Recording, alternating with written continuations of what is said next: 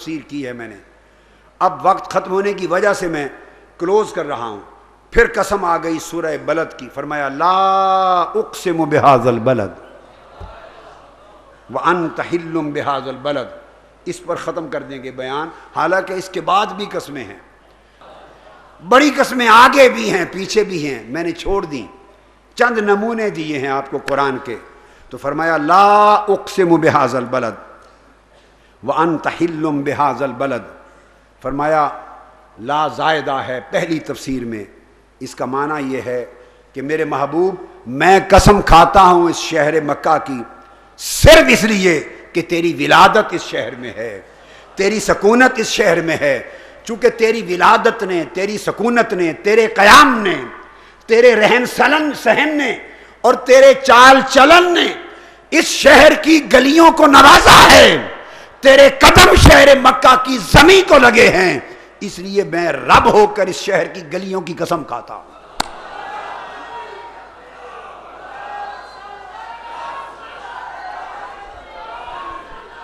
اس تفسیر کے لیے امام مجاہد اسی قول کی روایت کرتے ہیں، امام ابن زید اس قول کی روایت کرتے ہیں، اور تمام تفاسیر میں.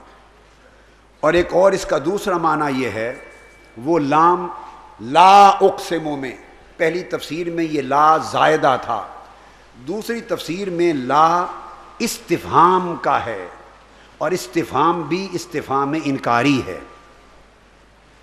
استفہام انکاری میں استفہام میں بھی نفی پائی جاتی ہے، یہ بلاغت کا طریقہ اصول ہے، اور آگے انکار میں بھی نفی ہوتی ہے. تو نفی پر نفی جمع ہو جائے تو مثبت ہو جاتا ہے، اور ایک سوال بھی پیدا ہو جاتا ہے.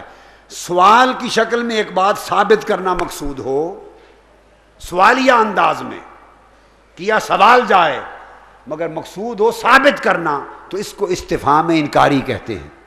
ائمہ تفسیر نے کہا لا اقسم بہذا البلد میں لا بطور استفہام انکاری آیا ہے، اور اس کا معنی یہ ہے محبوب لا اقسم بہذا البلد، میں اس شہر مکہ کی قسم نہ کھاؤں، یہ کیسے ہو سکتا ہے؟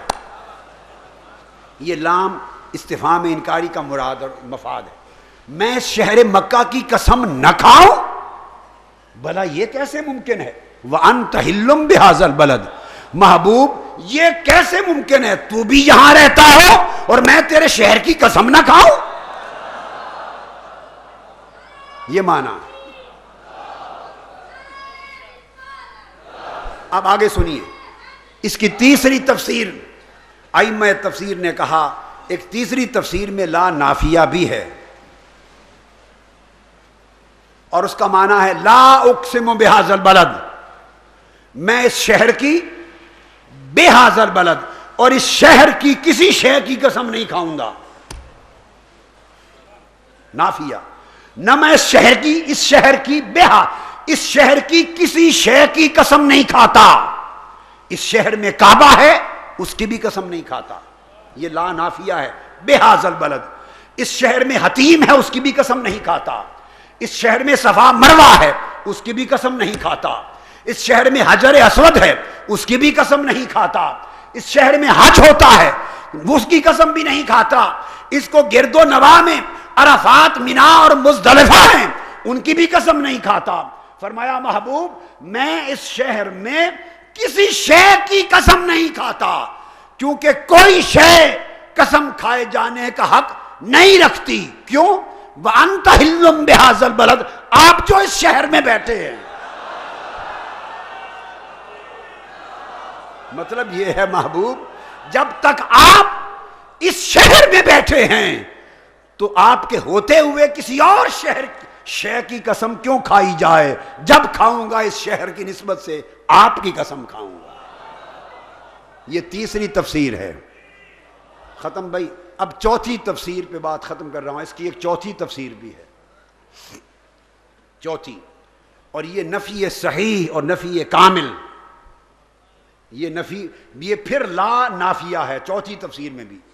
ایک تفسیر میں لا زائدہ تھا، ایک تفسیر میں لا استفہام انکاری کا تھا، ایک تفسیر میں لا تھا مگر حالیہ تھا، اب چوتھی تفسیر میں لا نافیہ ہے، نفی کامل، اور اس کا معنی یہ ہے، اور امام مکی نے اس کو روایت کیا اور قاضی ایاز نے اس کو نقل کیا، اور امام مجاہد تابعی نے بھی اس کو روایت کیا، تابعی سے بھی فرماتے ہیں کہ نفی صحیح کا معنی ہے لا اقسم بہذا البلد، سادہ سادہ بات اللہ نے کی ہے محبوب، اقسم مضارع کا صیغہ ہے، میں اس شہر مکہ کی قسم نہیں کھاؤں گا، مستقبل کی بات کی، میں اس شہر مکہ کی قسم نہیں کھاؤں گا۔ باری تعالیٰ اب تو کھا رہا ہے، تو فرماتا ہے میں شہر قسم مکہ کی قسم نہیں کھاؤں گا، کب نہیں کھائے گا؟ فرمایا وَأَنْتَ حِلٌّ بِهَذَا الْبَلَدِ، حِلٌّ بے معنی خروج کا ہے، محبوب جب تو اس شہر کو چھوڑ جائے گا، جب تو ہجرت کر کے اس شہر سے چلا جائے گا، پھر ہم اس کی کیوں قسم کھائیں، پھر اگلے کی قسمیں کھائیں گے۔ ہائے محبوب، ہم ہر اس مقام کی قسم کھائیں گے جہاں تو ہوگا، ہر اس جگہ کی قسم کھائیں گے جہاں تیرے قدم چلیں گے، ہر اس فضا کی قسم کھائیں گے جو تیرے رخسار کا بوسہ لے گی، ہر اس شہر کی قسم کھائیں گے جو تیرا مسکن ہوگا، ہر اس چیز کی قسم کھائیں گے جس کو تجھ سے نسبت ہوگی، اور ہر اس شے کی قسم چھوڑ دیں گے جس کو تو چھوڑ دے گا۔ تو لوگوں، آج عظمت مصطفیٰ اور عظمت رسالت اقسام مصطفیٰ سے معلوم کی کہ اللہ کی قسموں میں حضور کی کیا شان ہے۔ ارے جس محبوب کی یہ شان اللہ قسمیں کھا کھا کر بتائے، قسم کیوں کھائی جاتی ہے؟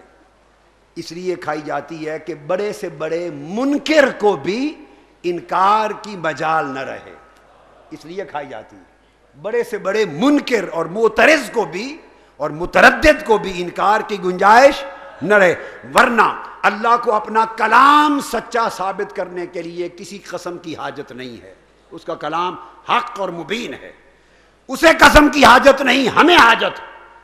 اس نے ان مترددین کے لیے کھائی، منکرین کے لیے، معاندین کے لیے، جو حضور کی شان میں متردد رہتے ہیں، جو حضور کی شان میں دل مل یقین رہتے ہیں، کبھی نیچے کبھی اوپر، کبھی ایسے کبھی ایسے، جن کی سمجھ میں شان صحیح نہیں آ رہی، ان کے لیے قسمیں کھائی ہیں کہ لوگوں اگر تمہیں قرآن پڑھ کے بھی میرے مصطفیٰ کی شان کی سمجھ نہیں آئی تو چلو میں قسمیں کھا کر بیان کرتا ہوں، میری قسموں کا حیا کر لو، میری قسموں کا حیا کر لو، ارے میری قسموں کا حیا کر لو۔ اللہ تبارک و تعالی ہمارے حال پہ کرم فرمائے اور ہمیں معرفت مقام مصطفیٰ عطا کرے۔ وما علیہ